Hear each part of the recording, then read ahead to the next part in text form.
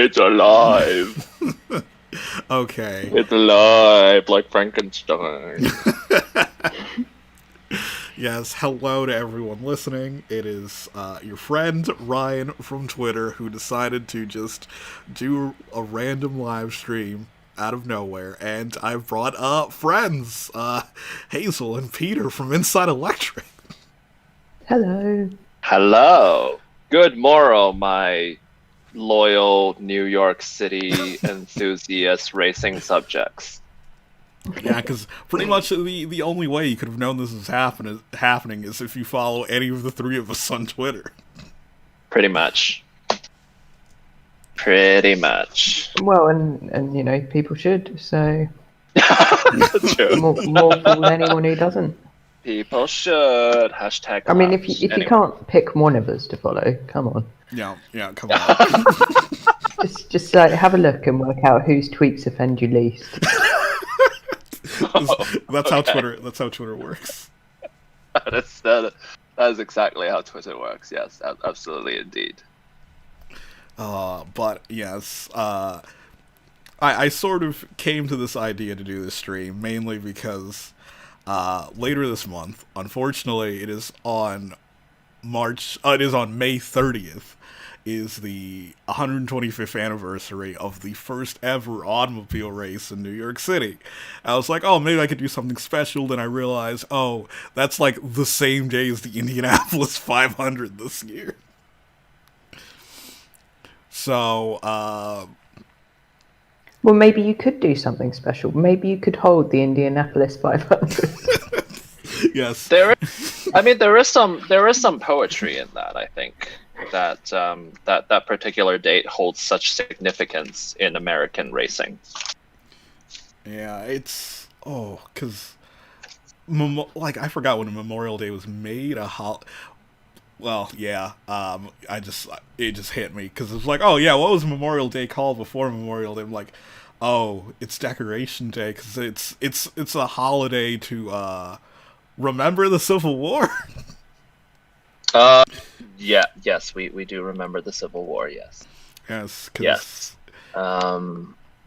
Yes, Memorial Day, which is it's a day that honors the men and women who died while serving in the U.S. military. Originally known as Decoration Day, which is kind of an interesting one, but it didn't become an official federal holiday until very recently, 1971. So. Yes, because it was like a lot of American holidays. They didn't start as official holidays. It was like very informal. Yeah.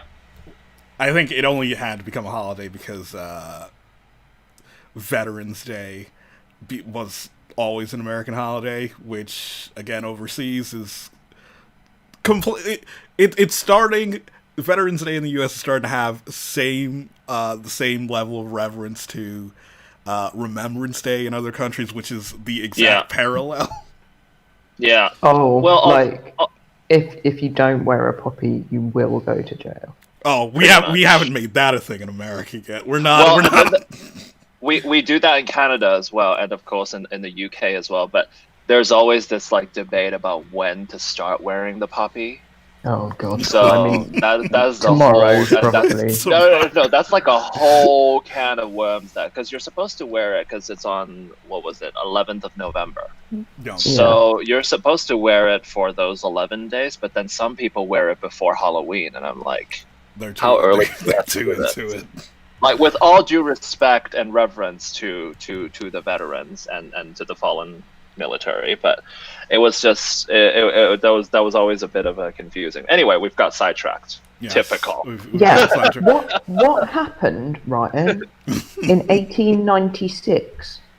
Well, at first, I think it's important to preface this with what happened 2 years prior in 1894. I won't go too far into it, but yes, the first ever motor race in 1894. We tried to get that contract. Amazing. That's called a segue, people. the Paris-Rouen, which the first ever successful motor race in 1894, and pretty much everyone in the world's big takeaway. Well, everyone who ran a newspaper publication at the time was like, hey, if we start holding sporting events, people will buy our newspaper if we hold sporting events and report about it in our own paper. You're saying that motorsports was like the gateway drug for the media industrial complex. Oh yes, definitely. It was like, so like most newspapers at the time were like 2, maybe 4 pages. They weren't big. They weren't that large. Half the newspaper was a sports section. Like, Nice. and Nice. it was all either a horse racing, motor racing, foot racing, boxing, and like yacht racing. Those were like the major newspaper sports. A lot of racing. I'm seeing a I can't pattern. believe they exclusively catered to your interests. I know. I know. Oh, it's like I haven't gotten aboard the horse race train yet. I think there's some pandering going on here. So there was so it's weird. So it's weird not because so like the demand for sports was 100% fabricated. It didn't exist. They made their own demand for these events by just pretty much leading on the basis of there's not much going on. We could just host this event on the open road. The government ain't gonna stop us. And they pretty much created these sort of big spectacle events to, number one, the event advertised in the newspaper. Number two, in these big city-to-city races, you as a lone individual cannot follow the race and know who wins unless you buy the newspaper sponsoring the event. This was the time before broadband internet was a thing. Yeah. Or And indeed. It is very much kind of like sort of the pay-per-view model, yes. but like a long time, like the pay-per-not view. So Yes, exactly. but the thing is that they eventually hit a point of oversaturation where I wouldn't say oversaturation, but there's no way to make the coverage exclusive. So other papers can send journalists to cover the event and report on it. That's where that model sort of broke down. Yes. You're not guaranteed an exclusive on any particular sporting event. And Because other people can cover it as well. yes, other people can cover it as well. And unfortunately, for our kind back in the day, for journalists to actually cover these events, they had to get on a bicycle and ride alongside the race. How fast were the race cars going, Ryan? I'd say early on, back when bicycles were a viable way to cover the race, probably 10, 20 miles an hour. I mean, I was cheating there because I did look it up, and apparently the average speed of the early race was 10 miles an hour. Oh, Lord. Wow. 10 miles an hour. Yeah, and quickly everyone saw this model, because number one, the Paris-Rouen was sponsored by La Petite Journal, which was the biggest newspaper in the world at the time. So, like, literally everyone knew that this was happening. And quickly, other papers were like, we need to get on board this wagon. We need to start our own motor races. And the first motor race in the U.S. would happen the next year in 1805 in Chicago. It was sponsored by, I forget which Chicago newspaper it was. I didn't put in my notes, but they don't exist anymore, so they're not important. It just astounds me that back in the day, newspapers, the media outlets were the ones who sponsored things, as opposed to them courting sponsors from other companies so that their paper could survive. It's absolutely astounding. Because, now you'd see sponsored content from a racing series in a paper. Yes, exactly. Yeah. Exactly. Sponsor content, advertorials, things like that, yeah. because it was sort of a symbiotic relationship, because it was understood that Oh yeah, for sure. that these automobile companies that do take part in the race also buy ads in the newspaper. So what automobile coming at this from? Jesus Christ! Like we've actually gone back in time. I was like, what automobile makers would have Yes. been involved in these races at this time, Ryan? I would say it was everyone, like it, because it was. Yeah, but who was everyone then? What, like Oldsmobile, like? So I would say, kind of sticking to Europe at this point, it was like the. I'm not being sarcastic there. Oldsmobile. Yes, was they were a legitimate Oldsmobile, company. yes, was a thing. Yes. So it would be when I mean everyone. So like, if I had to categorize companies back then, there was the old big industrial firms like Peugeot, who were already a company before the car. They were a big time bicycle manufacturer, which was why they started building cars. Peugeot started building cars to advertise their bicycles. So cool. But yeah, like they were just like this big conglomerate who wanted to get involved in this new innovative form of transportation. There was also the small startup companies like Renault, who were pretty much like a dude in a shed building well, a dude in a shed who hired someone to build cars for him. It's the birthplace of all great ideas.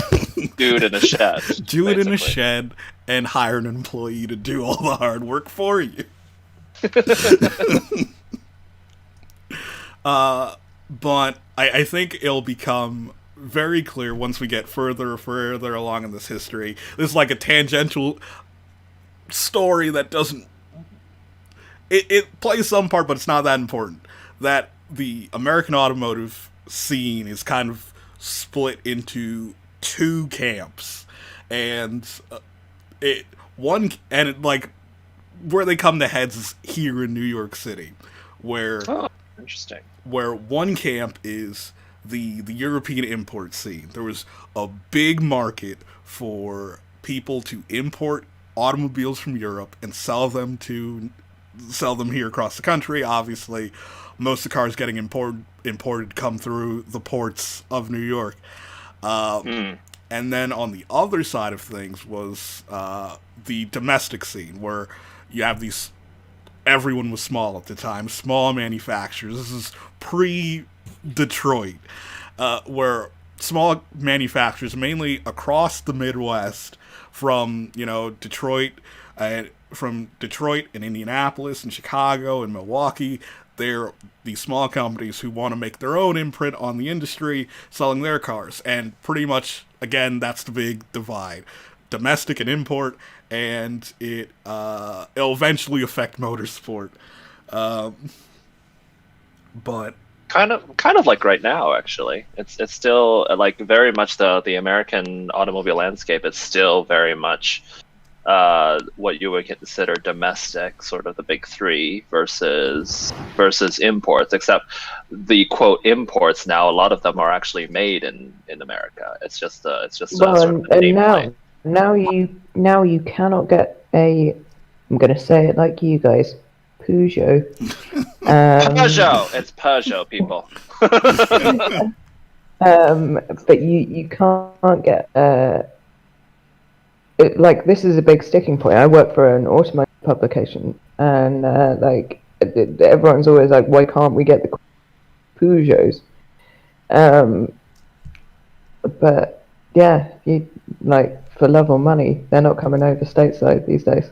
yeah, No. and it's not like, and it's sort of with America as at the time in the 1890s, then still not one of the leading industrialized countries. It's still behind the likes of Britain, France, Germany.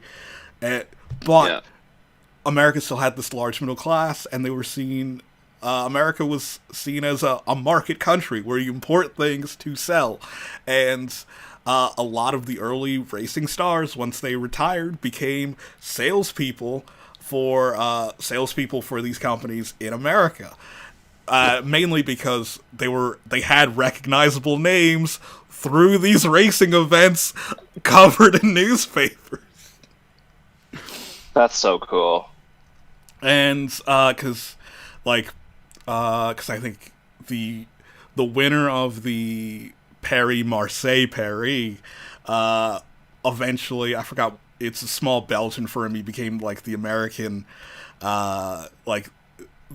agent for, and it didn't go well, and eventually, sort of infamously, it did not go well, and it looked like he was going to go bankrupt and lose everything. And then it just snowballed, got worse. He ended up killing his champagne heiress wife, and trying to also kill himself as well. Failed. He ends up going to court in this massive trial in Paris. He ends up being acquitted of all charges because it's a crime of passion, and that was a viable legal defense at the time. Times have changed. Yes, times have changed. Times have changed. I feel like there's a good Netflix series there. But yeah, it becomes massive case, and it sort of holds the not the idea of importing cars to America into account, because they were just going to do that regardless, because it was at this weird transit point where the domestic market was taking off. But sort of before I sidetrack myself, we need to get to the first race here in the U.S. and the first race in New York City, which happened to be the second race in the U.S., and it was sort of seen inevitable that New York was going to have a race at some point. That, it was only a matter of time. How much was New York kind of like? Because we would now kind of think of New York as like a city that isn't that friendly to cars compared to I don't know, Austin. Yeah. In the sense it's not exclusively made up of gigantic parking lots and stuff. But sorry, that's really rude to Austin. Austin is a great city with lots of culture, but I'm just saying you've got a lot of car infrastructure. But yeah, New York now, we wouldn't really think of it as a bustling car culture place, say, because it's got the metro, it's a lot more European, or the subway even, in terms of the ways that people get around. But was it at the time? I guess partly because it was a port, so you could get imports there. Yes, I'd say that the car culture in New York would be comparable to Paris at the time, where Paris was the center of the automotive world at the time, except New York was, actually, I would say it's similar to London, where there is a small domestic market for automobiles, but most of the cars that people actually cared about and desired to have, and people would actually gawk at on the streets, were French cars, or German cars, if someone could get their hands on a Mercedes. And it's to say the infrastructure wasn't there is kind of it's kind of, you have to reimagine what infrastructure for cars were at the time, where it's I think at that time when we're discussing, only 2 cities in the world had what we could consider modern paved roads, and it was Paris. It was Paris and New York. Yeah, I'm not trying to say in order to get cars into New York, you have to build multi-story car parks or whatever. Just that it might surprise people to think of New York as somewhere that really kind of spearheaded the automotive revolution in the US. I'd Well, compared back to. then, remember the streets back then were designed for horse-drawn carriages, not automobiles. well So it was, that's the convenient part because yeah, you could just substitute one for the other. pretty much, yeah. And I think the sort of the footprint of the vehicle was kind of the proportions of it were based a lot on on the horse-drawn carriage. Like, I'm talking about like the width and the size of it. Of Oh course, yeah, ergonomics and also the plays into it. chassis and everything. Yeah. Exactly. So I think the adaptability of it, but what Hazel, I think I can answer this a little bit. It goes a lot into city planning, which was at the time, if you remember, back in the old cities. If you think about sort of like the old cities, like particularly Italian cities or any of the European cities, they tend to be even Beijing in China actually. A lot of the cities are sort of they're in a circular fashion. Yes. So it's always there's a core in the middle, and then the streets just kind of like, I mean, the North Circular in London is probably the most visible and explicit representation or example of this. But in the 1800s, in Manhattan particularly, the plan was to completely turn that on its head by putting in this grid system, which kind of made it it was completely revolutionary at the time, but it also made it not necessarily because the streets back then, if you go up to like, I guess uptown, Yeah, if you go to Ryan, would uptown, that be right? yeah, If you go like to uptown, if the you go to streets uptown, are super narrow. yeah, Like they're super narrow. so like And Washington Heights or like Morningside exactly. or Morningside Heights, where Columbia University is, like you would it it it comes off as, I would say, if you've ever been to like like an alpine town in like Yeah. Switzerland or like northern Italy, where it's like really narrow. There's so much elevation change, or like you think you're in a different on a different continent, not in the same city. Yeah, and you can tell very easily, and because a lot of the sort of construction, a lot of the heritage construction is very old.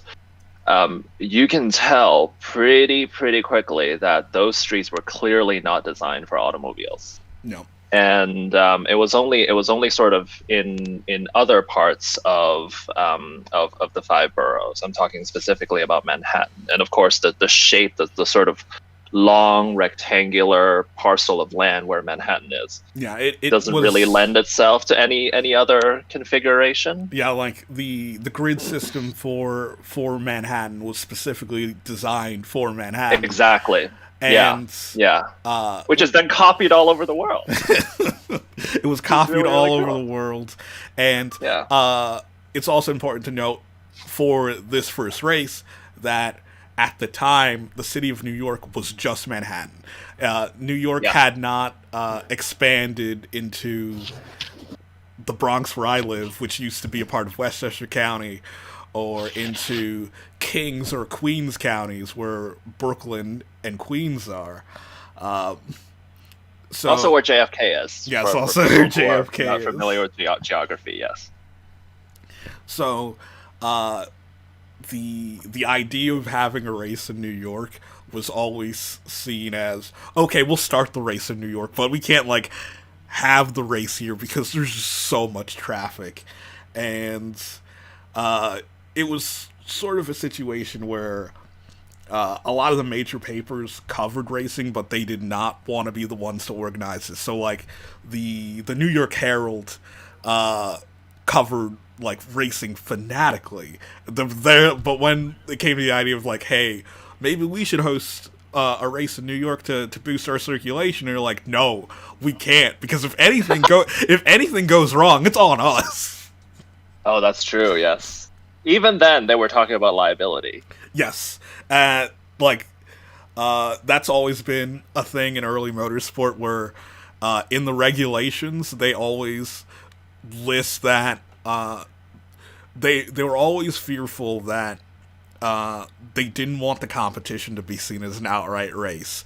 They always push the idea that this is to improve the automobile for the average customer, that this is relevant to what what people who drive cars would go through. That it's not simply the fastest car that wins, it's the best car that wins. And, like, Good stamina. yeah, they always push this idea of motorsport competition is not about racing, it's about road relevancy. And in the regulations, there's always things like most of the early races are based on a points-based system where you're judged on a number of criteria, which speed is only one of many criteria. And and some races even say that there is a speed limit, but if you look at the average speed of the winner, they clearly did not adhere to the listed speed limit in the regulations. Amazing. But I think this is the part where I can't delay this any longer. We have to talk about the publication that decided it would be a good idea to have a race in New York City. Oh, yeah. We have to talk about Cosmopolitan magazine. Oh my goodness. How amazing. I would just amazing. like to issue a defense of Cosmopolitan magazine, because I feel Yes. like Cosmopolitan magazine gets a lot of stick for Yes. allegedly bad sex tips in the 90s. Look, all sex tips are bad. There has never been a magazine that published sex tips that were not comedically awful, and especially not at the same era that Cosmo was publishing things like, why not spice it up? Try hanging from the chandelier.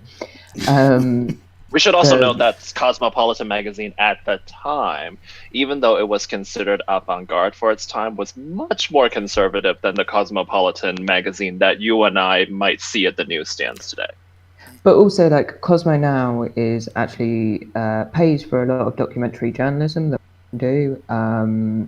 It's one of the main places that commissions women's interest documentary journalism in long form, as are quite a lot of other women's magazines.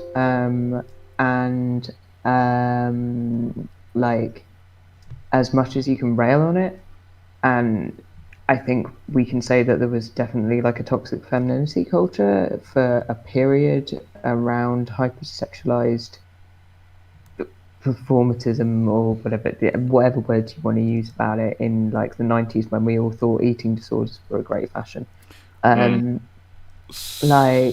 Cosmo has survived for a very long time because actually it does have something, which is that it essentially plays into documenting stuff that people want to know and need an authoritative source on. So its origins as a non-fiction literary magazine, that weird. Yeah, so, because what you said about the more serious things that Cosmopolitan does, well, still does today, is that's what Cosmopolitan started out as. Because if 8 times out of 10, most of the stories in the 1890s and 1900s Cosmopolitan magazine were these very well thought pieces about different parts of the world, kind of the Cosmopolitan magazine, where they would send writers to go to far-flung parts of the world to actually see what it's like in those places. And they always sort of, in obviously you have to take it with thinking about how they thought about other places in the world at the time, in a sort of American imperialist kind of way. It's like, oh, what's happening in Colombia?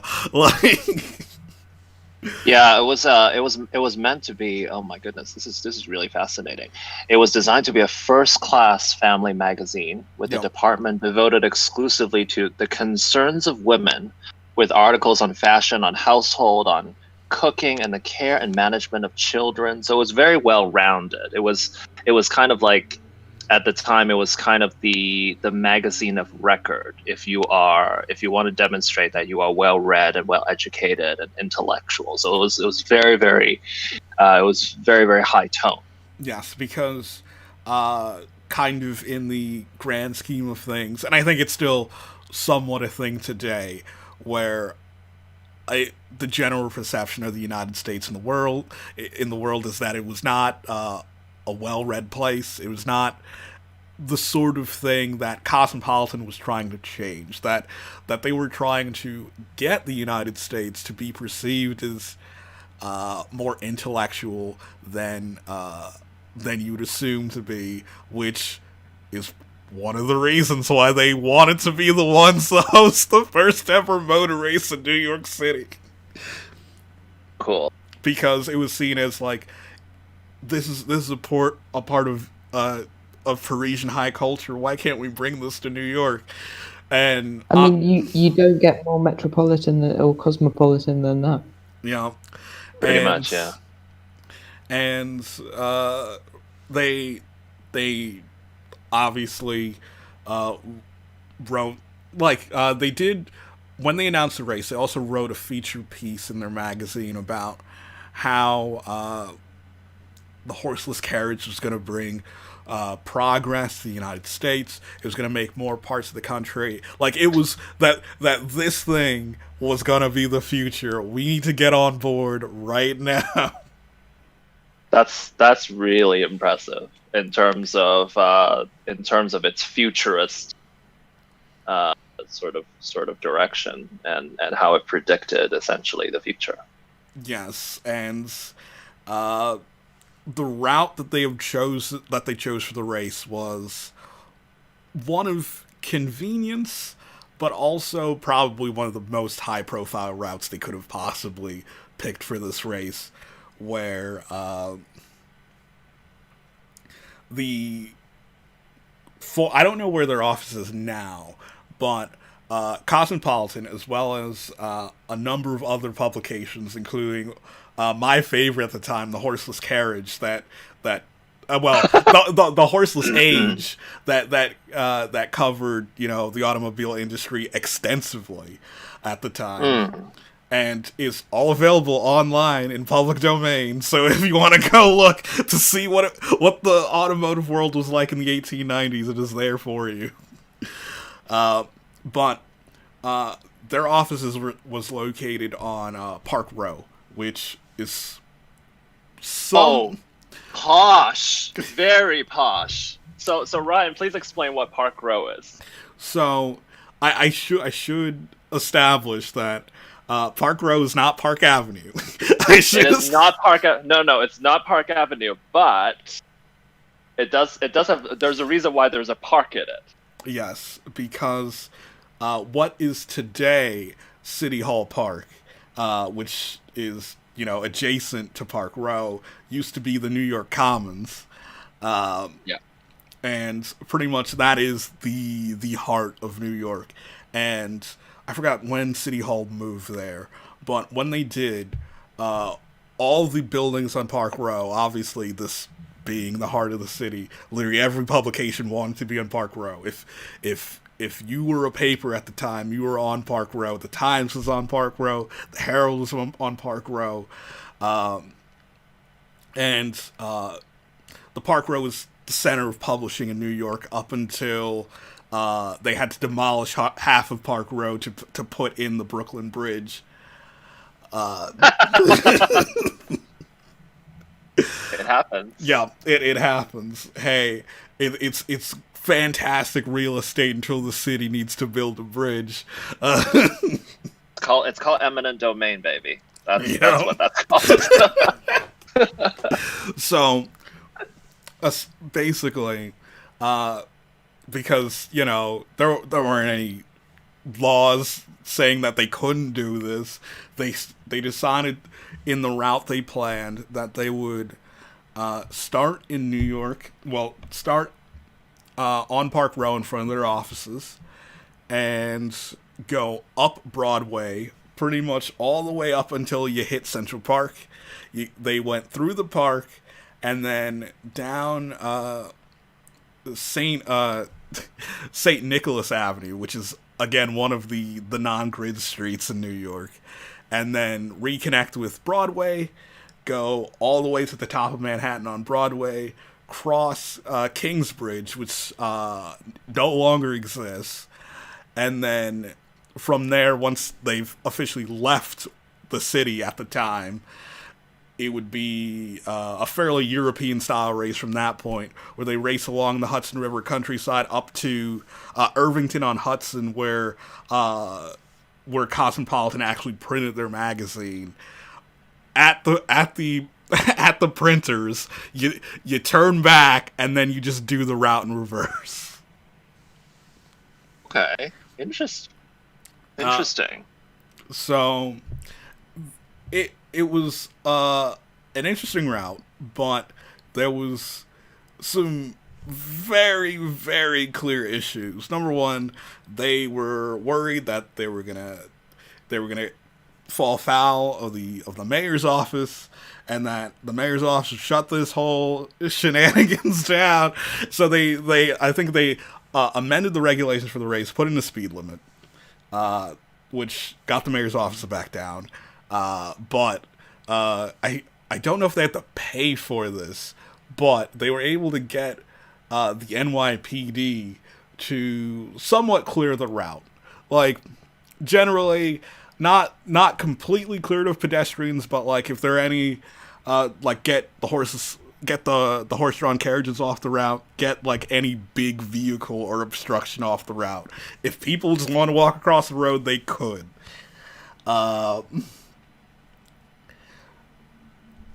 If people wanted to walk across the road, they could, but I'd say the biggest issue after that point was getting entrance, which, if I recall, there were only like 4, like not many people actually showed up for this race event. Mainly because no foreign manufacturer wanted to bring a team over to take part. So it was mainly, there was only like one factory team showed up, and just like I think 3 or 4 random dudes in their cars that they owned.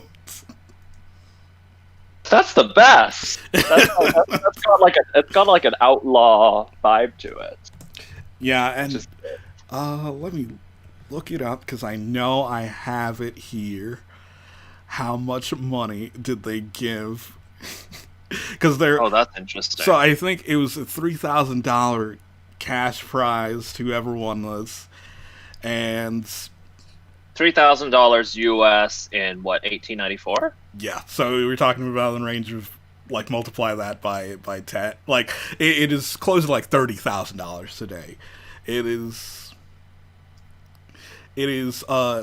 Let's see, 3,000. Okay, so 3,000 calculated. No, so $3,000 US in 1894. If you factor in for inflation, it would be worth $92,398 today, which is not bad for a prize pool. It's not bad bad for a prize. Yeah, for a first kind of like pro-am type motor race. That's not a bad prize pool. I'd say like the only downside is that, again, you can't attract European manufacturers with that kind of money because they would have to, ship everything to New York to participate. Even in 1894, racing it is expensive. Actually, it's never not been expensive. That's just kind of how par for the course when it comes to motorsports. Some things never change. Yes, some things never change. And ever. So you could actually, like, that was one of the things that I thought about doing in real life, where it's like go to each of the landmarks listed on the route. That would be so cool, and just do like a retrace. Yeah. Of that race, because most of the route is still there today, with the biggest exception being Kingsbridge, because because where it crosses the Harlem River no longer exists, because I forgot when, but it was like a few years later. The Harlem River was actually diverted, and that part of the river got filled in. Well, what is still there is the New York Times building at Park Row. It's still there. It's near the sort of the on-ramp to on the Manhattan side of the Brooklyn Bridge. Yes, which is quite a cool building. And despite being out of print for almost a century, The offices of the Horseless Age are still there on Park Road. Yeah, isn't that cool? That's so cool. And because I think they had to divert the route due to an emergency. But what was the emergency? Pretty much like excessive traffic. Like they pretty much. Okay, got it. Because again, got it. One cop's telling me to get out of the road. I'm not moving. We should note that health and safety back then was not really a thing. It wasn't really a thing. And of course, you've got pedestrians. Another thing that people don't realize back in the horse-drawn carriage days was that the roads were covered with horse feces. Yeah, that was just par for the course. That was a major issue in New York City. Pretty much, it was just par for the course when it comes to. I can't imagine how unpleasant it must have been, especially during the summertime. Yeah, so I actually was able to get the scoring table for this race. Oh, nice. Classification. So so the point system on which okay, here we go. All the drivers were rated for in this race, where obviously maximum amount of points you get for the race is 100 points. Cool. So 35 of those points would be for speed. 30 of those points would be how durable and simply built your vehicle was. 25 would be how easy your car was to operate and how safe it was, and the last 10 would be how expensive your vehicle is. How expensive your vehicle is? What does that have to do with anything? So the cheaper your vehicle is, the more points you get. So the cheapest. Oh, yeah. Got it. Okay, all right. Wow, that's quite, because that rewards innovation and ingenuity. Yes. Nice. And in the original table, cost was actually a larger percentage of points, but enough people wrote in the Cosmopolitan magazine that they complained and took points away from cost and put it towards speed. That would be lovely. I could just imagine the letters. Dear editor, I do declare. It is just like, that would just be amazing to read. They have such a lovely turn of phrase back then, especially with their insults too. Yes. Yeah. So, it says here in the account, which I'm just gonna comment on as I go through. There were 6 entries, 2 from the Durea Motor Company, which was the only factory team here. Actually, 3 actually. Oh, nice. So, yeah, 2 were driven by the Durea brothers themselves, and then there were 2 more Dureas entered in by other people. And then there were 2 just private entries, just 2 guys showed up. One guy that's listed as Dr. Booth, who we need to get into a bit because he just completely... Yeah, okay. So Dr. Carlos C. Booth of Youngstown, Ohio. So the race was supposed to start at 9:30 a.m., and they drive up Broadway to Kingsbridge in pretty much under what we consider today a VSC, where you're just in order of entry. Just order of entry. You just go up the road. Once you cross Kingsbridge, you can start racing.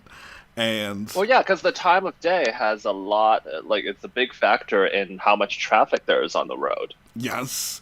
So it was expected that they would reach Kingsbridge by noon, and once they get there, it's free for all. But a lot of people, well, Dr. Booth decided, no, screw that. I'm going to do me. And the crowds were so dense that it was hard to see the other cars. So pretty much people just started just overtaking each other in just the middle of New York City. And then what had happened was, actually, it wasn't Dr. Booth. It was one of the private Dureas. It was the one driven by one Henry Wells, where once they reached 125th Street, he hit a cyclist. No. No. Well, in that case, that must be points deducted. Well, what had happened was, the cyclist, she had her leg broken. Don't know how, but she was able to flag down a cop. The cop arrested Mr. Wells, and he DNF'd the race because, he was in jail. Oh, wow. Wow. Damn, race control was harsh. It's just, Yeah. you know. So he got arrested. They just put his car in a nearby stable, and whenever he got out of jail, he just had to go pick it up. Incredible. So, for the most part, it was not an eventful race. They got to the Cosmopolitan building up in Irvington where they print the magazine, and they just... I think the hardest part was that the road to the building was actually on the top of a hill, and that was noted as the hardest part of the race, the incline up to the midway point. But for the most part, got there, got back, everything's fine. Done and dusted. Because the Horseless Ages race review is I think 10 pages long, but I think due to what happened, Cosmopolitan Magazine's review of the race is 1 paragraph long. And all of this, let's not forget, all of this, the central goal was to sell magazines. Yes, it it worked, but not as well as they thought it would be, because everyone wanted to know what happened on 125th Street for a cyclist to get hit.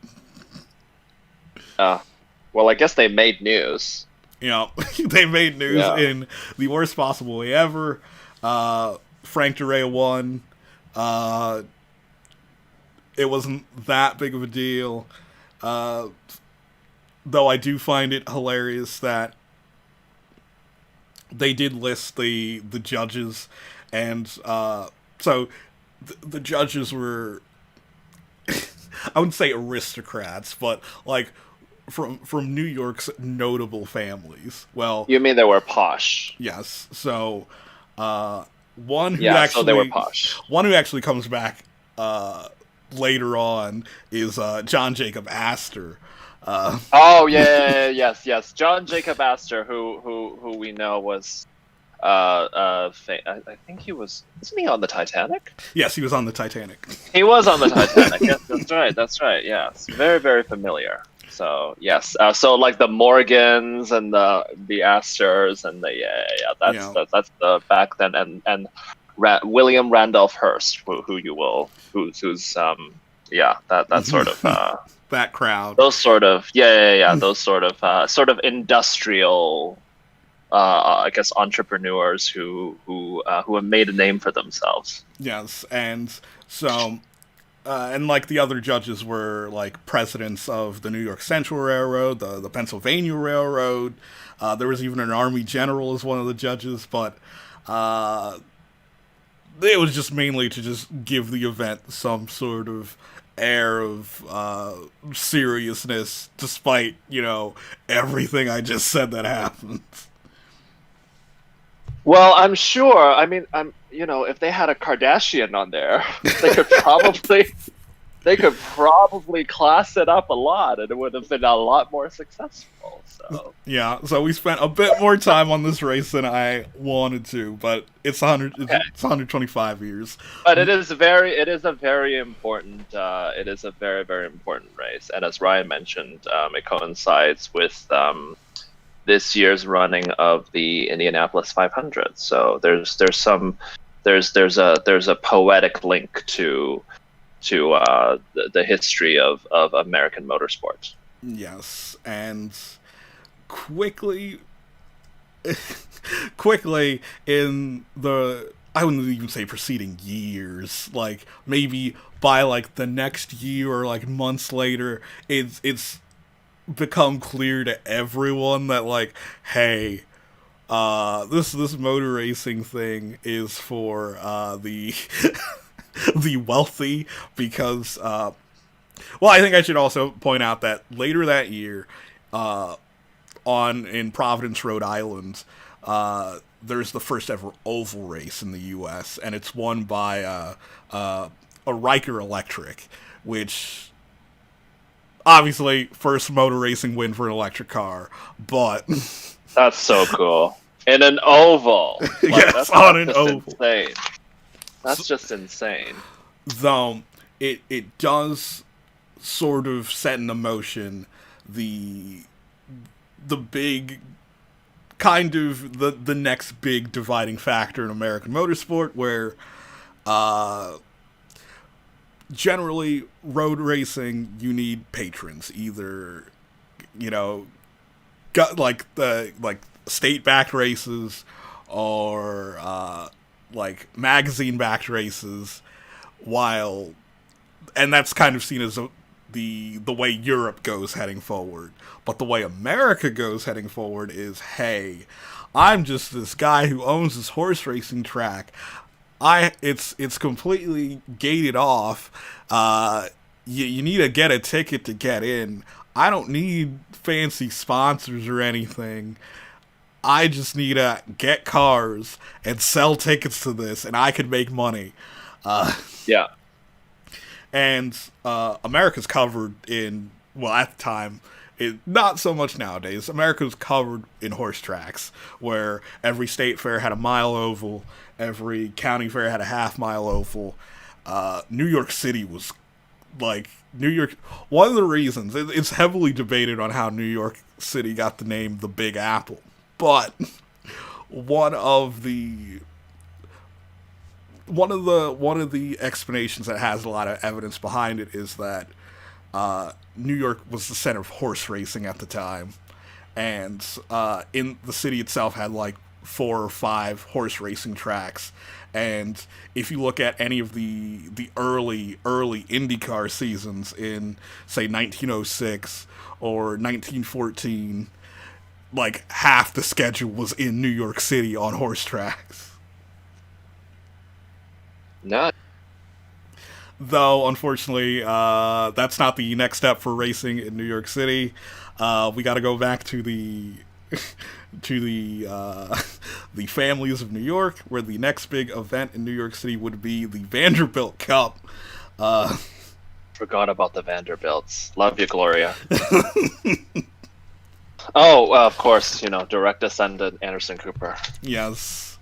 And so at the time, one of the Vanderbilts, William Kissam Vanderbilt, are known to a lot of people as Willie K, and I wish I was making this up. Willie K. No, that's completely true. It is. He was known as Willie K, yes. Yes. He was very much into motor racing, and he thought that, like Cosmopolitan, he could bring European style racing to New York, and it would be I wouldn't say popular, but that it would be. He was the Don Panos of his day. Yes, that it would be not only popular, but like it was supposed to be. Even though it predates the French Grand Prix by like a year or so, but it was supposed to be his answer to the Gordon Bennett Cup. That would be a race that'd be perpetually held in the United States between the world's racing elite, and it would sort of be kind of a landmark event for motor racing in America. But there was, again, big debate on who would sanction the race. Because at the time, in the wake of, the early races in the U.S., there were two factions, again. There was one, the American Automobile Association, otherwise known as AAA, and they represented, all the domestic manufacturers. They represented American racing. And there was this other organization called the Automobile Club of America, which is basically a spin-off of the Automobile Club de France, who ran racing in Europe, and it was seen as, an offshoot as that, pretty much big into, big race cars, like big European cars, just like they want to race those, and pretty much Vanderbilt not being a person for really organizing things, just throwing money at it and getting it to work. He was pretty much put in a position where he had to pick a sanctioning body for this race. And he decided to get AAA to sanction the Vanderbilt Cup, despite what everyone at the time thought was going to happen. No one thought that Vanderbilt was going to let very much nativist AAA run the Vanderbilt Cup. And it ended up, obviously, by the late 1890s and, early 1900s, cars were far too fast to race in New York anymore. Well, in New York City proper anymore. So they move out to Nassau County, Long Island, and they... the early years of the race weren't really held on purpose-built roads. It was held in a very much European style, where you just close down a bunch of country roads, and you run the race on that, very much in the spirit of like the original circuit at Spa, and there were a couple protests, mainly farmers who protest the events, mainly because the Vanderbilt Cup ended up being far more popular than anyone could possibly imagine. So you had waves of people coming from the city to watch this. That's great. That's great. That's what you want, right? Fan attendance, and then of course, the sort of surging interest in motor racing, which was still at the time, it's still kind of a foreign. It's like a foreign. It's like high lie, probably. Yes. It's just something like very, very foreign and not easily understood at the time, because automobiles at the time were also very foreign. Yes, and for the most part, like automobiles are still foreign, and I think the first 3 years, from like 1904 to 1906, it was like Panhard won the first one, and then I think Dirac won the next two. Like, they're French manufacturers winning these races, and pretty much, again, people loved the spectacle, but they wanted to see Americans compete and win in these races. Understandable. And I think in the 1906 edition of the race, spectators struck and killed. Race is not held in 1907. In that gap year, they... I wouldn't say build a racetrack, because it wasn't a racetrack. But they end up building a highway on Long Island that happened to just fit the route that they wanted to run for the race. So think the Nürburgring, but 2 decades early. Wow, that's impressive. And I'm just looking at some of the cars that they were racing back then in the early 1900s, and they were starting to shape up to look like, if you think about the like super early cars, they had like this sort of the big wheels, and if you look at the early Daimlers and things, but by this time in the early 1900s, the cars were starting to the modern automobile was starting to take shape. So you've got 4 wheels. Yep. On each corner, and then you've got like a very long hood or bonnet, which is where the engine would be, and then you've got the cockpit in the back, which is kind of towards the back, and they would naturally, I think they would be rear-wheel drive. Yeah, they'd be rear-wheel drive. Yeah, so that sort of shape and the aesthetic and the design of it was starting to take shape as well. Yeah, uh, and the cars are clearly getting faster And and much faster, faster. yes.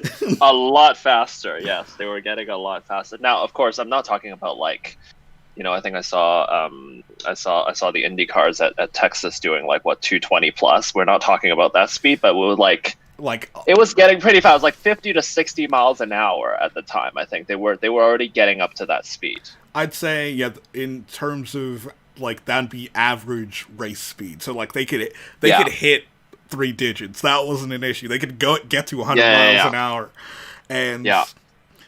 Which uh, is like fast yeah, at the in time like 1906, that is fast. on something on like that, like with wooden wheels and like very little suspension and like no seat belts.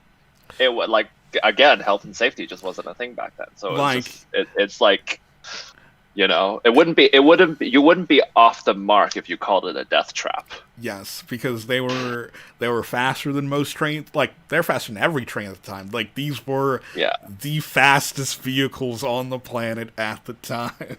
Remember their helmets at the time? They were like made of leather. Yeah. And they got like the goggles and things, and it was just like it was not health and safety at all. So very, very different times. So, and yeah, when the race comes back in 1908, uh, George Robertson wins in a locomotive. Well, that locomobile. That was the name of the brand, Locomobile. because that was Andrew Riker's gas brand, because he had transitioned away from electric cars to gas cars at this point, and and if most history books recognized George Robertson as the first American to win an international automobile race. Even Oh, though that's debatable, but we'll go with that. yeah. That was the fork in the road moment too. That was like when internal combustion overtook electric vehicles. It always makes me wonder what if civilization had gone the other way. Yeah, It would be and very different now. yeah, it would have turned out a whole lot different. But as sort of 1908, 1909, that's when Grand Prix racing in Europe really starts to take off. The French Grand Prix instantly becomes a stalwart of the European racing schedule. Germany starts their Grand Prix in response, and Is pretty this the, much is this the time with the of the garagistes when they uh, were when they were starting, or is that even earlier? No, or that's is that that's later actually? that's much later. So Okay, like, I think in Europe at this time, I was 40s, yeah like at 50. No, 50 is yeah is like when the it started, but like 40s, yeah. yeah. So at this time in Europe, it's mainly, I think, Renault in the first Grand Prix, but they pretty much withdraw from racing immediately. They're like, this is our peak. We've hit our zenith. We're gone. So they did a Nico Rosberg. Yep, pretty much. Okay. And then that next era of racing tends to be like Mercedes goes to the forefront, Fiat is at the front of the field as well, but they're not thinking outside of Europe. That's done, and without the foreign entries to the Vanderbilt Cup, it starts to fall off. Uh, and especially because there is a rival race to the Vanderbilt Cup by the organization that was jilted and left astray. The Automobile Club of America starts their own race called the American Grand Prize. Like the American Grand Prize is the spiritual predecessor to the United States Grand Prix. I think the FIA still recognizes it as the original, like the original United States Grand Prix. Interesting. But they they they too sort of also fall to the wayside, where like it was started in 1908. Initially, Fiat showed up with a factory team. They don't hold it the next year, and then I don't want to get into it too much, but the Automobile Club of America pretty much let cities bid for the race, and Savannah, Georgia ended up winning, and Georgia ended up using like prison labor to build a track. it's it's a very interesting story for another day, but long story short is that they too they keep getting European cars to enter, but they're driven by Americans, and eventually both races realize that, hey, it's for the best for American racing that we merge our two events together. They don't have a single race. They're like, we're just gonna have the American Grand Prize and the Vanderbilt Cup on the same weekend in the same city. So eventually, the Vanderbilt Cup just moves to Savannah, and it moves to a whole lot of places, but it ends up becoming the only major racing held during the First World War, because obviously Europe at war, America at peace, and it became like the stalwart event where everyone goes to California to race in Santa Monica in these dual events, and then that's it. But at that same point in time, that's when oval racing really starts taking off in America, with 1911, the Indianapolis 500, and everyone realized ovals are the next big thing, and oh lord, Brooklyn gets the biggest oval of them all. Do tell. I don't know. I don't know about this, but yeah, tell us. So, roughly, I'd say it's probably like a little over 8 miles away from where the current Formula E circuit is in Brooklyn. Which is in Red Hook. Yes, which is kind of in this. How would you describe it? It's kind of like this it's not warehouse, but it's like It's industrial. It's industrial. Yeah, industrial area. Yeah, that's right.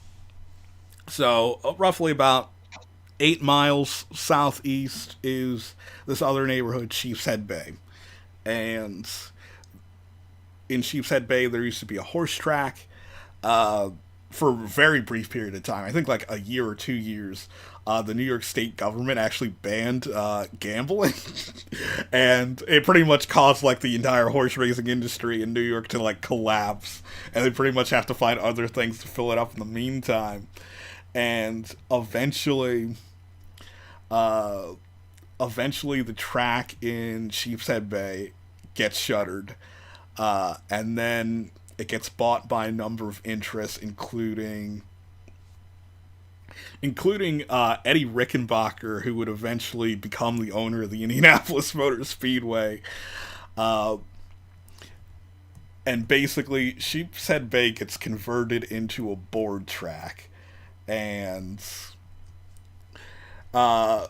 so board tracks at the time were the fastest form of racing circuit in the world. They were averaging speeds higher than Indianapolis at the time.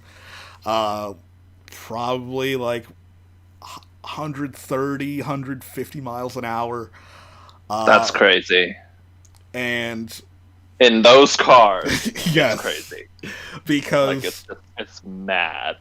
Because board tracks give you a lot of freedom in terms of track design when it comes to ovals. So if you've ever seen pictures of board tracks back then, the banking was insane. Yeah. It's like 20 something degrees was pretty bad. And especially once you rubber in a board track, it has an insane amount of grip. So pretty much the sky's the limit in terms of speed. The only issue is the expense of maintaining a board track, because it goes through a lot of wear once you're running, these massive cars on the boards. Though you run into the issue of, they didn't really care in Brooklyn, because I think it ended up being like a 2-mile oval, which, there was just a super speedway in the middle of New York City. Funny how that works. But I wouldn't even say it's the most. Today, it's become. You'll learn quickly why this race ends up being very consequential today, but the most prestigious race that they held at Sheepshead Bay was the Astor Cup race. They did it in 2 years after the war, 1915, 1916, which again, I should put, average speeds for the race, 102, 104 miles an hour. Johnny Aiken wins in a Peugeot in 1916, but that's not really why it's seen as important. Today, despite the incredible speeds, and being sort of I don't want to say a Monaco, but they were able to get like an all-star lineup of drivers to show up, like Ralph De Palma, Barney Oldfell, Eddie Rickenbacker, like just the who's who of racing at the time, because New York's elite wanted to see them race, and pretty much the only reason why people even know about this race today is because of the trophy. Because today, the Astor Cup is IndyCar's championship trophy. Yeah, so the Astor Cup is the IndyCar trophy for the driver who wins the championship that year, and the Vanderbilt Cup was the trophy for. It was revived actually in 1996. Yes, it was the trophy for the ill-fated US 500, and then eventually it became Champ Car's championship trophy. It became, that's right. It was revived properly in 2000 as the Champ Car World Series trophy, which is kind of, because I've seen and touched that trophy before, and it's really magnificent. Of course, it's not the original one, but it's a replica that's been recreated faithfully to the original. But yeah, that was quite that's the sort of through line that we see from historical racing all the way to modern times. Yes, where like the original Vanderbilt Cup is held by the Smithsonian, and pretty much every month I just go to Smithsonian's website, Google if they've ever, like, if it's on display, and every time I check, like, no, still in storage, not on display. I'm like, cool. Oh well, you gotta, like, I think you've gotta probably make a request for it. It's probably in an archive somewhere that needs to be. It probably needs to be it needs to be refurbished, probably, because it is silver, right? Yes, it is silver. I think so. It does oxidize. So like one of the reasons why the Astor Cup got selected to become IndyCar's championship trophy is because again, like the race was organized by a bunch of people, like mainly Carl Fisher, who built Indianapolis. He was one of the owners of the board track in Sheepshead Bay. So when the race was discontinued, the trophy actually fell into Indianapolis Motor Speedway's hands, and they've held the trophy ever since. Like, the championship trophy you see today is the actual Astor Cup. It's not a replica. Oh, nice. Yeah. So, and who's held it? Oh, Scott Dixon. I think he has had. Yes. It basically is like, it's basically sits at Scott Dixon's house now. Yes, it's pretty much as like on pretty semi-permanent display, basically. It's like it goes from Dixon, and then every other year it goes to Roger Penske's house, and it just goes back and forth. Maybe Joseph, but then they just kind of like, hand it over, pretty much. But though. The next time racing would come into New York City's backyard is, surprisingly, for a revival of the Vanderbilt Cup, because due to a sequence of events, European Grand Prix racing hits its zenith in the 30s. Wonder what happens. Oh, I don't know. Yeah, that does. There seems to be I don't know, some kind of how long was it? Like a 4 or 5 year long safety car period where there's just where, you know, because of oh, I don't know, some pesky thing called the Defense Production Act. Yeah. Where people have to sort of rededicate their efforts to this thing called World War II. Yes. So, but before that things, was the big pause, the big hiatus. Yeah, but before the big hiatus in the late 30s, in 1936 and 37, the Vanderbilts again feel like, hey, we want the prestige and the glamour of hosting international Grand Prix racing in New York, and so I don't know how like leasing an airport works, but I assume if you lease an airport, at the end of the lease, people are gonna want the airport back. Yeah, kind of important. So there is this small airport right outside of New York on Long Island called like originally it was called like Hazelhurst Field. And then eventually it got renamed in the honor of Quentin Roosevelt after he died in World War I in air combat. So it became Roosevelt Field.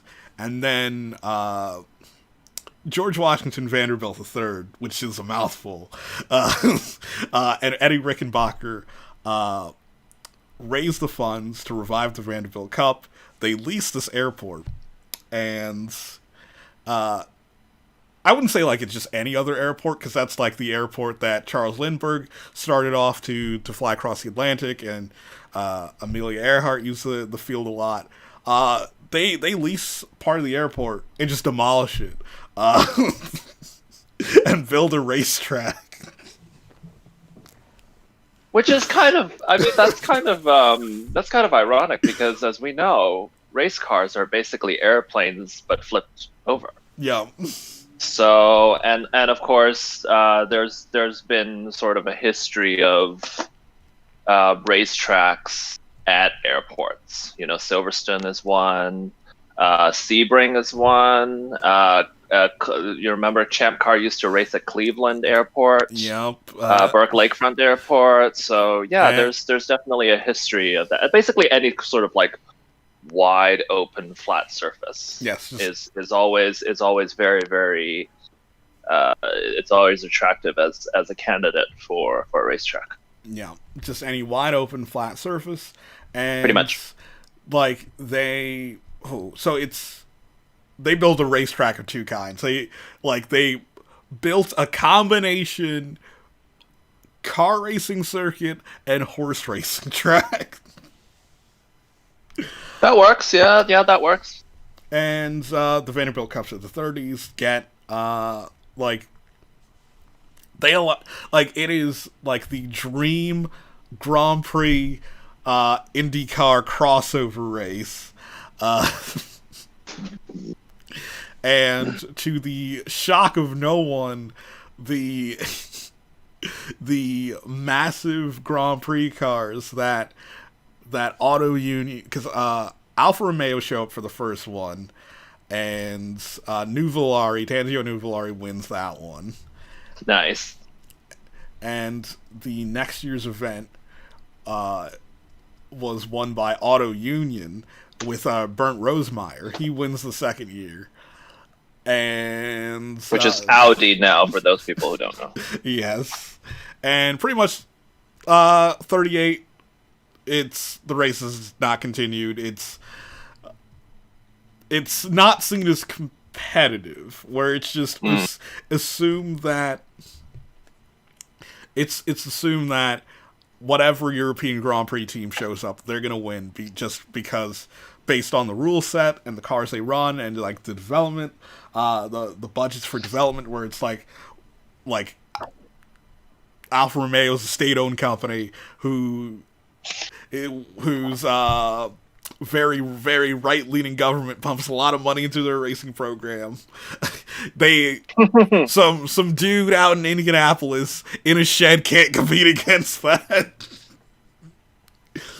Well, it's always been that sort of tension between the elitism from Europe and that sort of enterprising, scrappy, can-do spirit of America, right? There's always that tension between those two things. In some ways, it still exists, but certainly back then it was much more pronounced. Yeah, it was much more pronounced, and uh, like it was obviously the gap was much wider, and it was, I would say, like it it openly discouraged participants from taking part in terms of the American side of things of trying to win the Vanderbilt Cup. Like it was an honor to make the race, but once you made the race, you knew you were gonna lose. Well, yeah, it was kind of like, I mean, it was like a participation trophy, I guess, if you want to put that on your resume, as like took part in the Vanderbilt Cup. Yeah. But I should also know, in the 30s, that was around the time when aerodynamics started to play a role in these types of race cars. So a lot of the cars are starting to look like little bullets.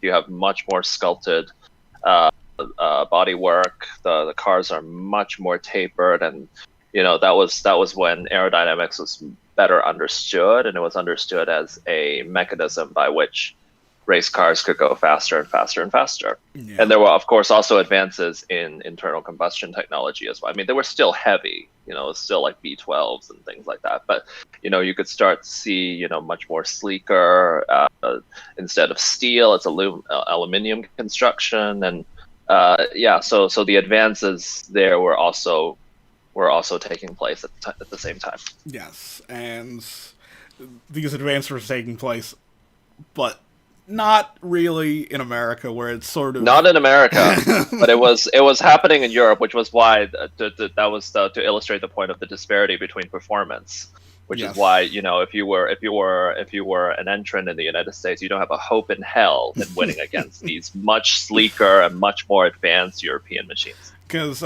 in the 37 edition of the Cup, because I think Auto Union had entries, Scuderia Ferrari showed up with some Alfa Romeos. I think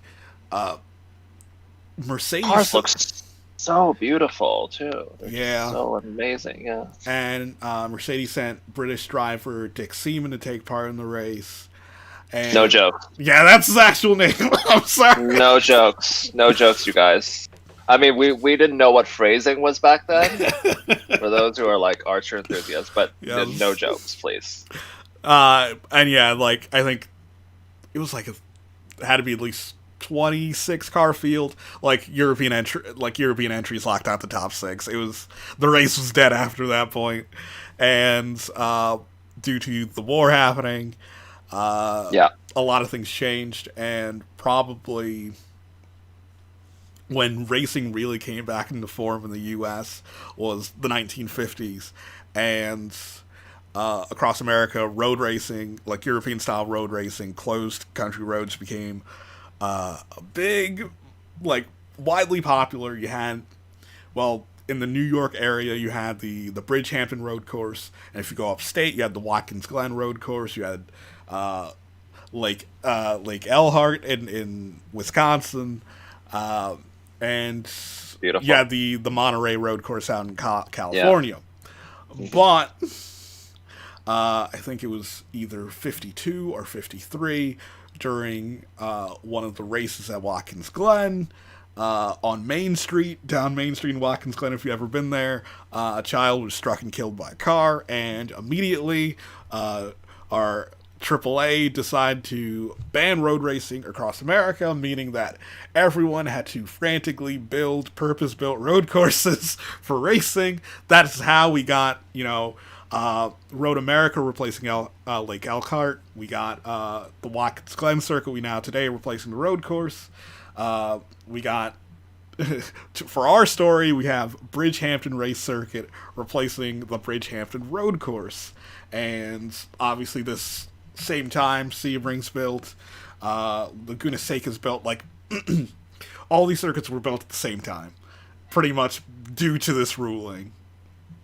Yeah. And I think the Vanderbilt Cup survived very briefly at Bridgehampton, and it was one-off race. It was like it didn't do well because it was like a support race for a sports car race, but then the Vanderbilt Cup solely becomes a sports car race, the Bridge, where it was a round of Can-Am, and Bridgehampton was a fairly popular course at the time. Like, a lot of people have fond memories of Bridgehampton. Like, one person who always spoke fondly of Bridgehampton anytime they got the opportunity was Dan Gurney, because Dan Gurney grew up in Southern California, but he's from Long Island. So, like, Bridgehampton was his spiritual home race. And that's like the two capitals of racing at the time, because it's like, you know, you've got Nassau County, New York, you've got Long Island, so it was like on the East Coast, and then on the other side you've got like San Francisco and Santa Monica and Laguna Seca, and so yeah, it's just he was basically steeped in motorsport culture. Yes, and I think one year Bridgehampton even gets added on to the FIA World Sports Car Championship, but it was just for 1 year. But eventually, the bridge falls out of favor. It ends up closing. Today, like, Bridgehampton's now, it's a golf course now. Of course it is. Of course it's a golf course. And around the same time, it's sort of the demise of the bridge kind of falls in line with sort of a downward trend for road racing in the U.S. because it comes around the same time in the middle of the 70s where Can-Am falls out of favor, and also important for our story, the United States Grand Prix leaves Watkins Glen, and our friends at the Formula One Constructors Association feel that they want to leave Watkins Glen. It's sort of because I think a lot of people either don't know this or sort of like misremember it, but like at the time, like Watkins Glen Raceway was sort of known as being more of like a music festival destination than a racetrack.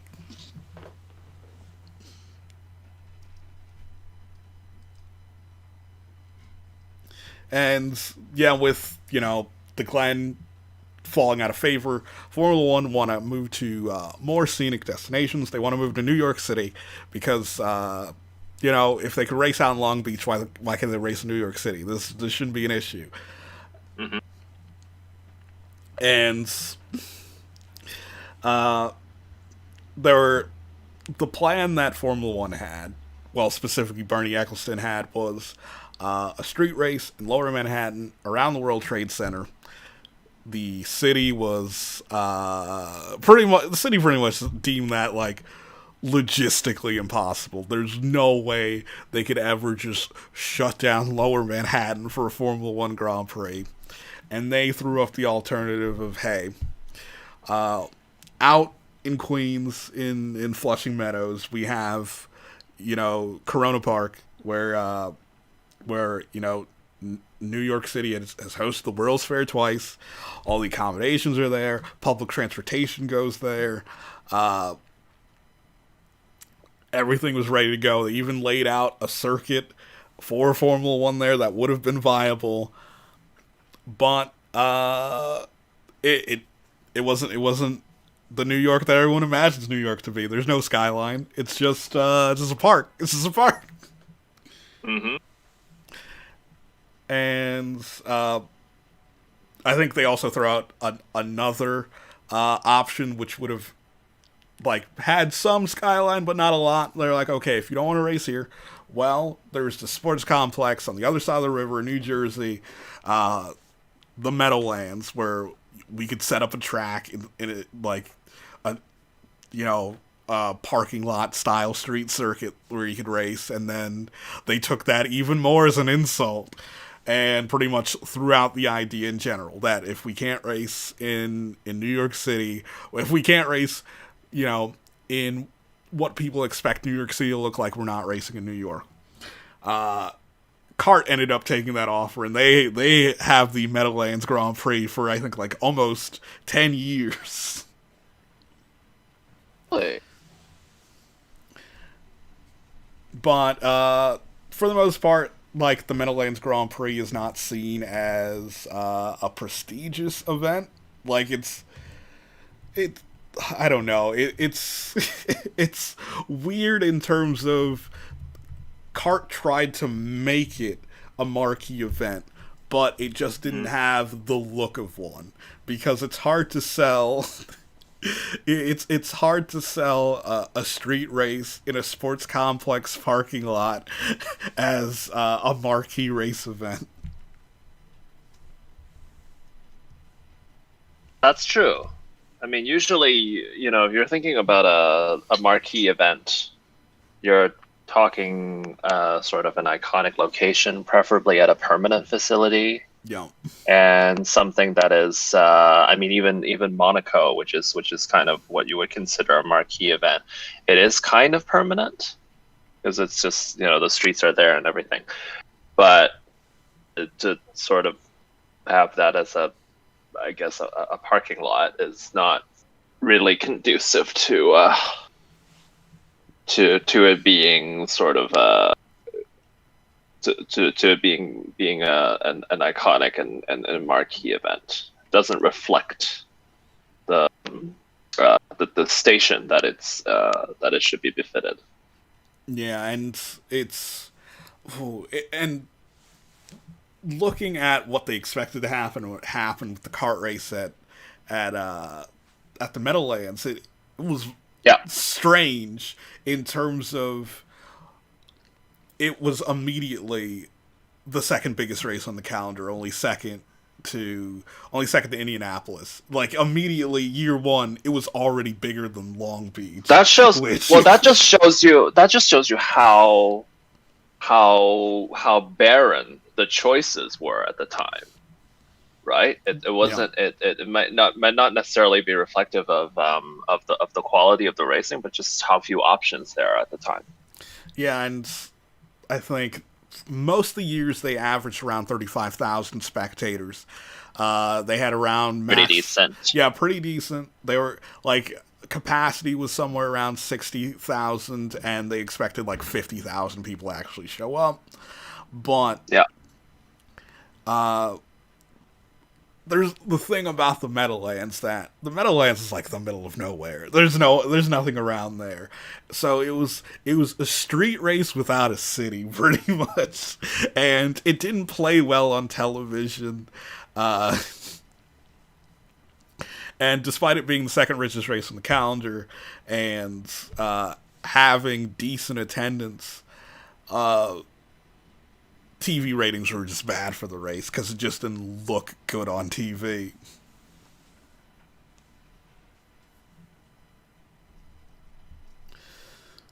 Yeah, this was when broadcasting and TV rights and all of the sort of modern trappings of the sort of commercial trappings of motorsport come into play.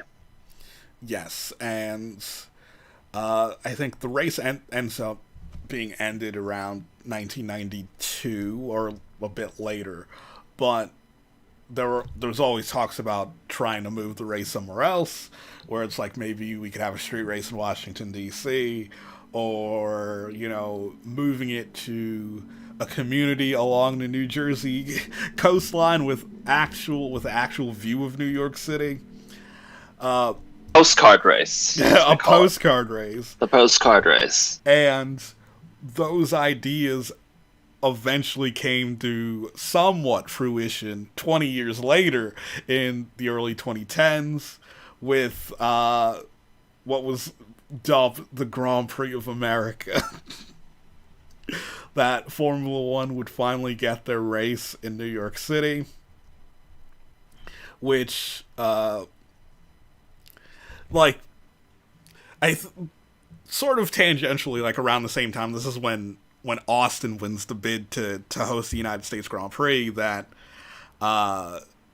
Monticello here in New York also put in a bid to host the U.S. Grand Prix, and they already had a circuit already built, ready to go, but it was New York, but not New York.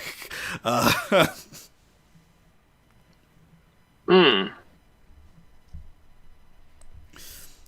It was New York adjacent. Yes, it was New York adjacent. That's what we like to call it. But it wasn't the city. Like Monticello Motor Club is located a lot closer to New York City than Watkins Glen, because Watkins Glen is like a 6-hour drive away. Monticello is only like 2 hours. It's actually somewhat viable to actually commute from the city up there.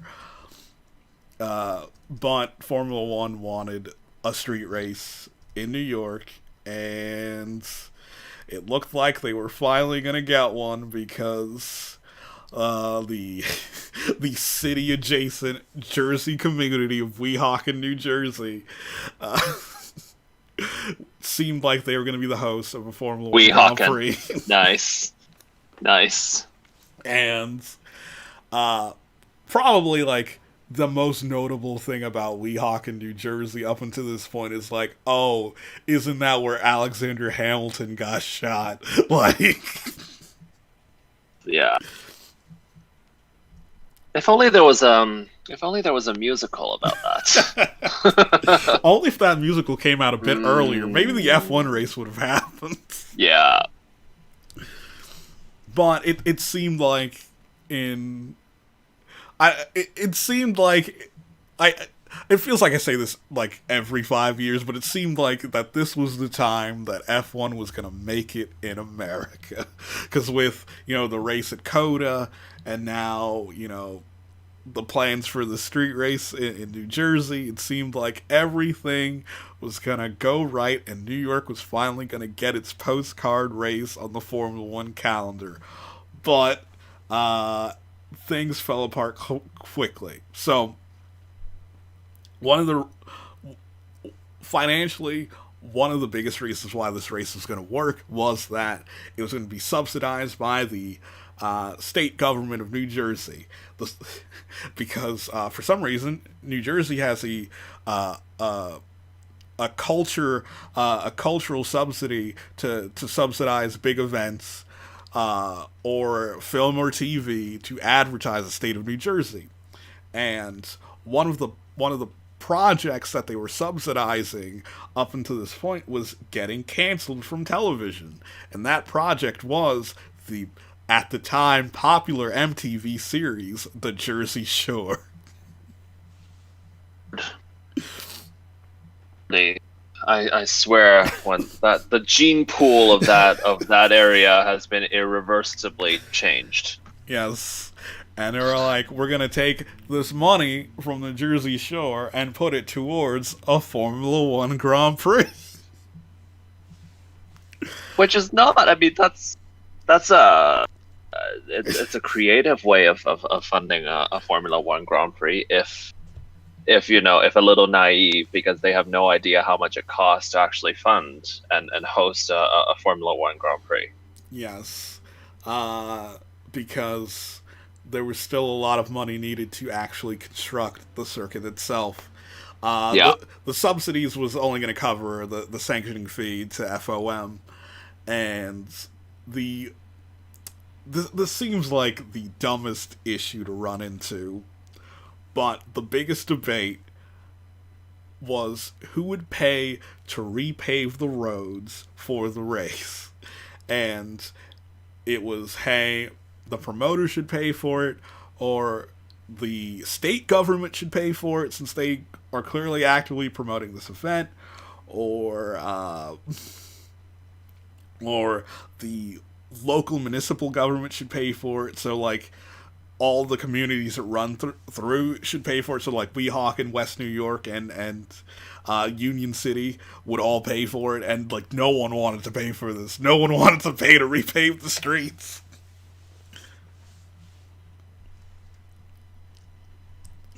And it ended up in a situation where that, among a number of other funding issues, just pretty much led to the race.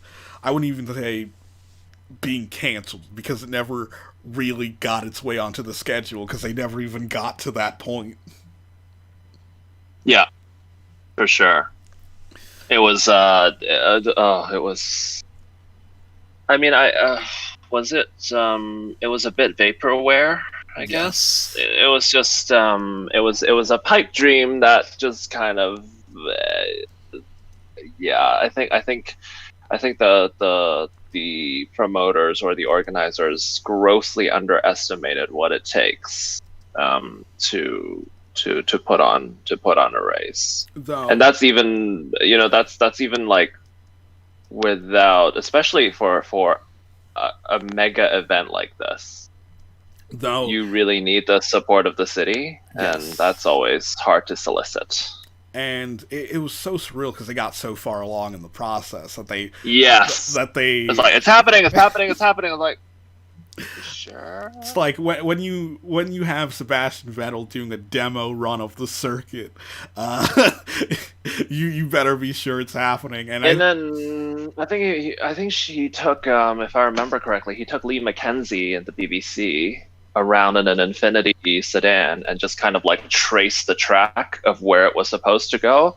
yes, And the further they drove along, I was like, there are bits here that are narrower than Monaco. It doesn't really get any narrower than Monaco. And back then at the time, it was like, the cars, like that particular time, the cars were, if you remember this, Ryan, like the noses just kept raising, just kept raising and raising, but the cars were still they've got like these comically large wheels. So the cars were a little bit narrower then. This was the sort of during the Red Bull dominant era. The cars were narrow, but they were still very large and very long. And when they were driving around in this, what was supposed to be the racetrack, I was like, "Are you sure they're going to be able to make it around that? I mean, have they calculated the turning radius of these cars? Is there going to be enough room for?"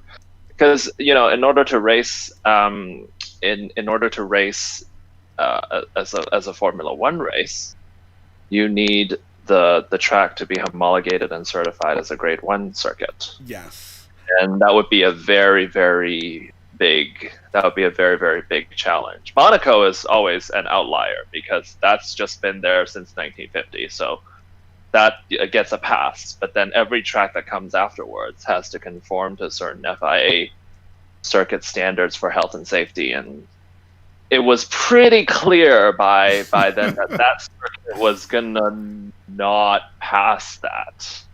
yeah. Because I'd probably say the worst part of the circuit in terms of that was the first sector of the circuit was an ascent up the Palisades. Yes. And that was God, the very narrow section, because again, like, that road isn't really meant to carry that much traffic to begin with. The rest of the circuit was relatively fine, but that ascent up the Palisades was, number one, terrifying just to look at, because there's, for a street circuit, it had an absurd amount of elevation change. And obviously, it wasn't like a run up to Beau Rivage kind of situation. It was like a proper, this is really steep kind of situation. Yes. And yeah. I do love that at the time. I remember there being, like, in terms of social media comments about the track itself, where it's like, because I know the descent down the Palisades into a hairpin, at the entry to the hairpin, there's actually a sewage treatment plant, and all the comments about that plant It's like, how could F1 race here? This is so trashy. Exactly. Well, trashy is just like I think it was becoming it was with every single promise that they were making. They were clearly making a lot of promises. Yes. With every promise they were making you, it was just like it's starting to look and more infeasible, but they just kept it was kind of a case of like if you say it enough times it becomes true, and that was clearly not going to work. Yeah, it was clearly not going to work. It it it seemed destined to fail once it hit that first roadblock, and fail it did. Though, seemingly 2-3 years after this project failed, we finally did get a street race in New York City. Well, let's call it New York adjacent, because most people tend to think of it as New York, Manhattan, New York. But then it's really just, I mean, it really is just the postcard race that we ultimately got, because when they do the pre-race coverage, they always zoom in on FIDI, the financial district bit. Yeah, on the sky. And then they'll just do those like long roving shots, and then where the bridges are, and then smash cuts to Red Hook. Yeah, smash cuts which to is Red usually Hook. which is usually what happens. So yeah, they don't say welcome to the Brooklyn Cruise Terminal. No, they say welcome to New York. And although I will say, I will say it is actually quite if you look at it in photos and pictures, it is really quite striking, and you do think, well, this is actually not a bad location to host. All right, we're talking about obviously the New York City E-Prix, the Formula E electric race, yes, by the Brooklyn Cruise Terminal. But then you do see all the skyline, which is very beautiful, especially at night. And then you see on the other side is the Statue of Liberty. So it almost, if you look at it from that way, you almost forget that you're kind of in an industrial area that very few people would have the chance of. It's like, oh, New York. It's not the first thing that comes to mind when people think about New York. It's not the first thing that comes to mind, and like, the mayor's office was so glad that they could get this race here in New York, because this is the de Blasio administration, right? Yes, Mayor de Blasio. Yeah. Because it was all a part. This is all a part of the New York E-Prix is all a part of an effort to revitalize the Brooklyn coastline, because it is not a very glamorous place. So like. So pretty much the big marquee project for this revitalization is I think they call it the Brooklyn Queens Connector, which is basically a streetcar line that runs from Astoria all the way up in Queens, through Long Island City, all the way down to Red Hook, and it would pass all these other smaller projects the city has introduced. So obviously in Red Hook, it's the cruise terminal and the E-Prix. In Long Island City, it would have been the new Amazon headquarters. It's oh boy, that's another can of worms that will take another 2 hours. Yes. To explain.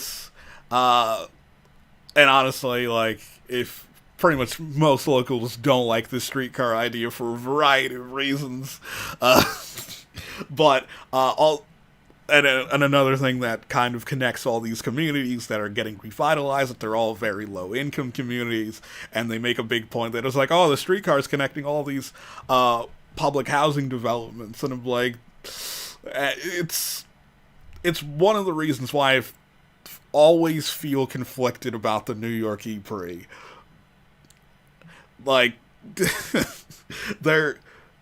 Obviously, I love having this race in the city.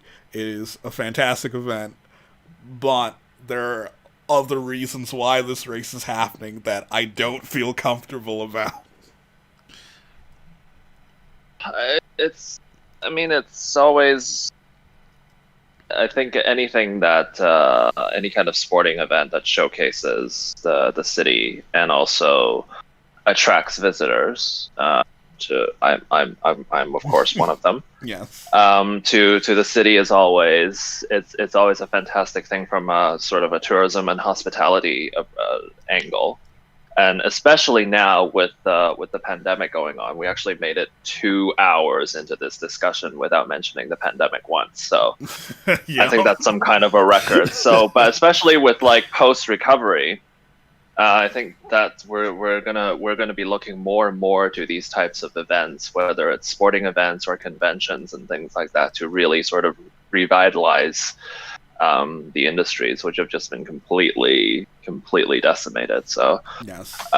yeah, it's always a good thing. And then of course with the new, this is kind of a, I guess it's all of a sudden it's now relevant with the Biden administration's approach on sort of electrification and meeting its emissions targets for the upcoming years.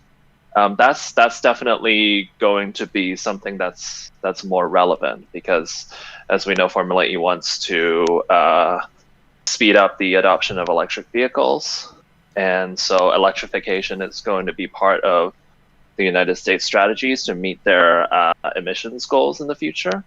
And I think that's where the industry is going anyway.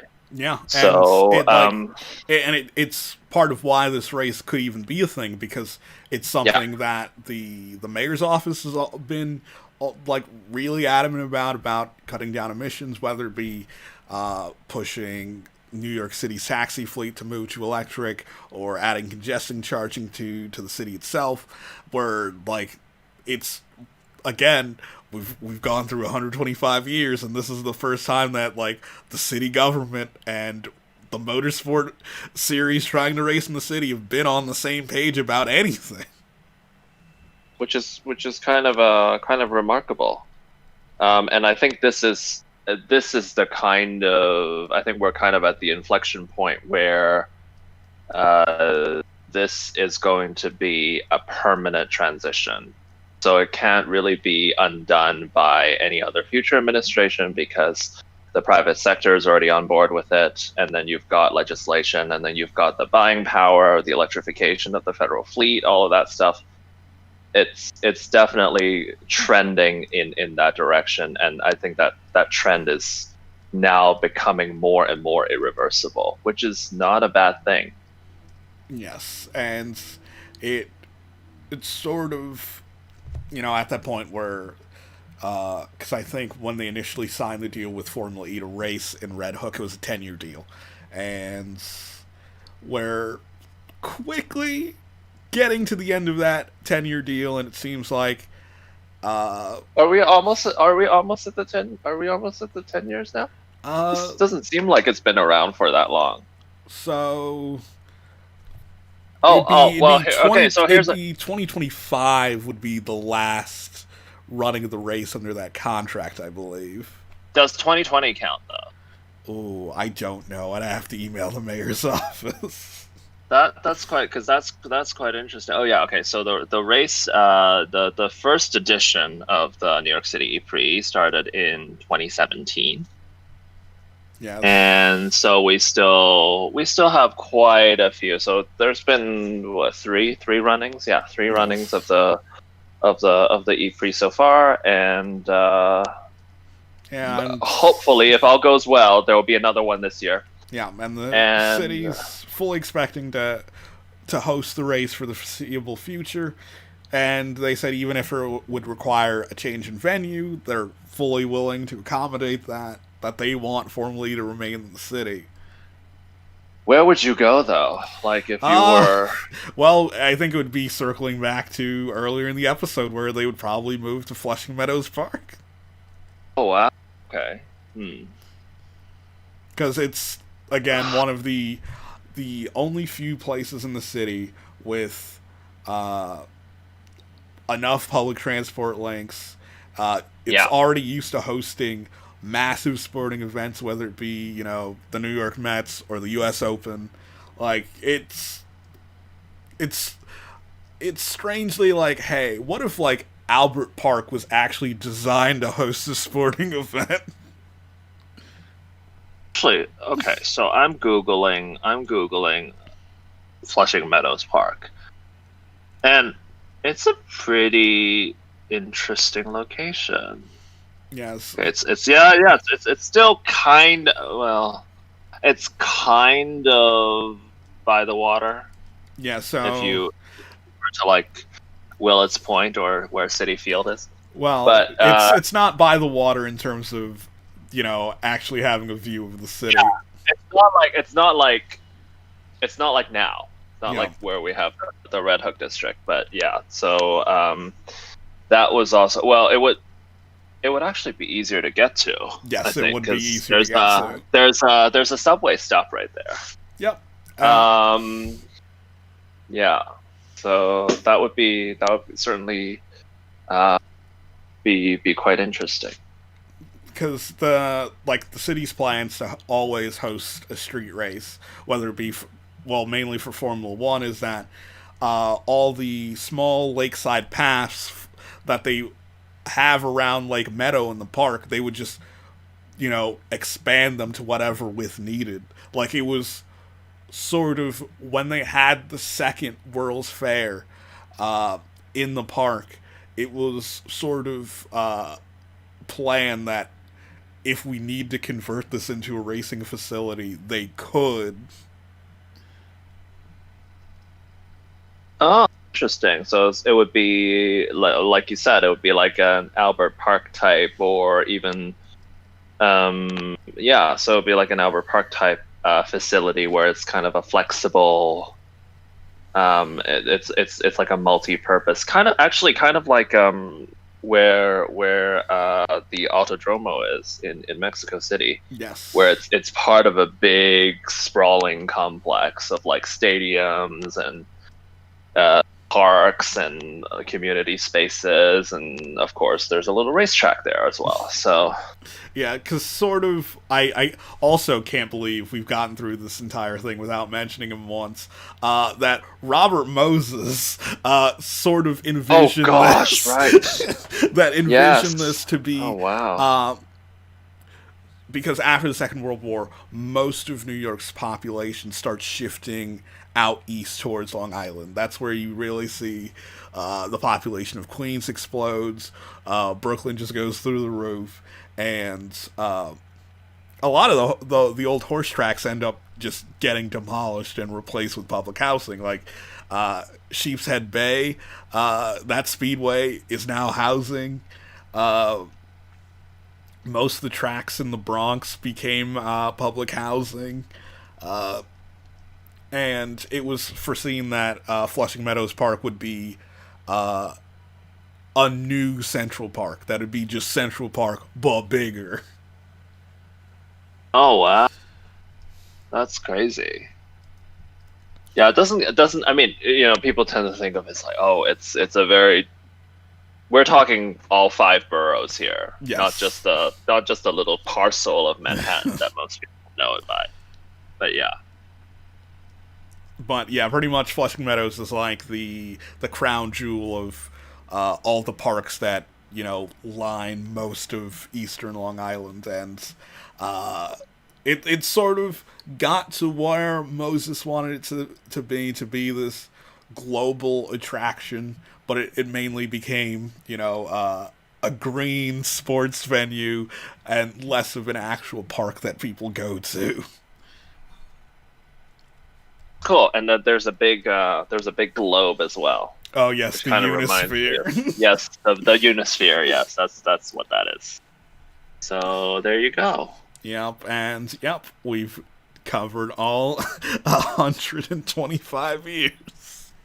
And well, I would say covering it on just over 2 hours is pretty impressive.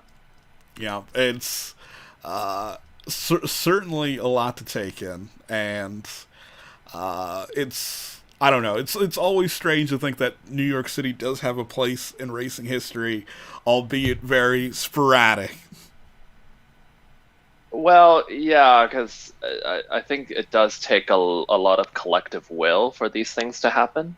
Yes. And people who are or might not necessarily be accustomed to the fact that New York already has or New York City rather has a sort of textured history when it comes to motorsports because of that sort of sporadic nature that people tend to forget that it happens. Yeah, like you could almost say the same thing about Paris, where it's like Paris has an absurdly rich racing history, but it's so sporadic that it falls out of the public consciousness.